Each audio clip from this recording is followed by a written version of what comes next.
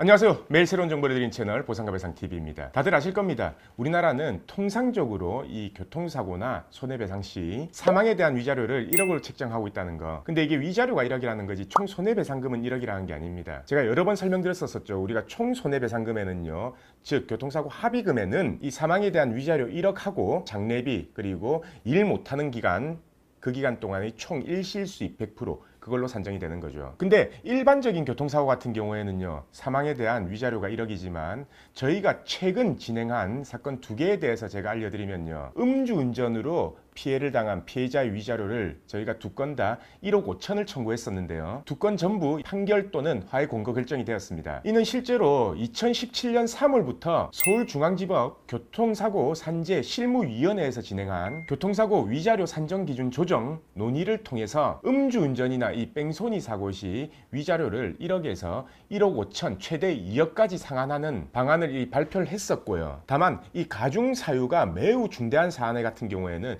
최대 2억까지도 가중할 수 있도록 했습니다. 하지만 이게 대법원 판결이 아니었기 때문에 100% 인정되는 추세가 아니었거든요. 근데 최근 이 음주 교통사고가 불거지면서 윤창호법도 개정이 됐고 사회적 분위기가 그렇다 보니까 저희가 최근에 진행한 사건 2건 다 1억 5천만 원 정도로 법원이 판단했기 때문에 앞으로는 이 교통사고 중에서 가해자가 음주운전이거나 아니면 뺑소니 사고 같은 경우에는요, 위자료를 1억으로 산정하지 말고 무조건 1억 5천으로 산정해야 합니다. 다들 아시죠? 이 보험사 약관상 지급 기준은요, 65세 미만 같은 경우에는 위자료가 8천만 원이고요. 65세 이상은 5천만 원이거든요. 그리고 이 보험사는요, 위자료에 대해서 과실을 그대로 참작하지만 법원은 위자료에 대해서는요, 과실을 그대로 참작하는 게 아니라 그 과실의 60% 정도만 참작을 합니다. 결론적으로 이 과실이 예를 들어서 30%인 사고에서요, 약관상 65세 이상인 사람이 사망했을 경우 위자료는 5,600만 원이지만 법원에서 산정하는 방식대로 한다면은 8,200만 원이 될 수 있는 겁니다. 만약 이게